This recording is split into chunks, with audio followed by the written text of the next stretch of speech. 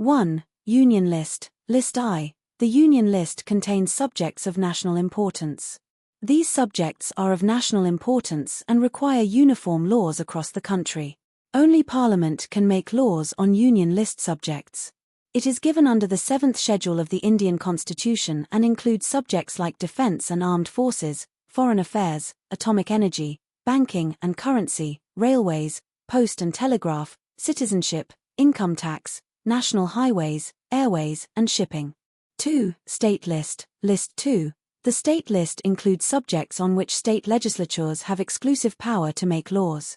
It is contained in the 7th Schedule of the Indian Constitution and includes subjects such as police and public order, public health and sanitation, agriculture, land and land revenue, local government, municipalities, panchayats, state public services, fisheries, markets and fairs, prisons, irrigation.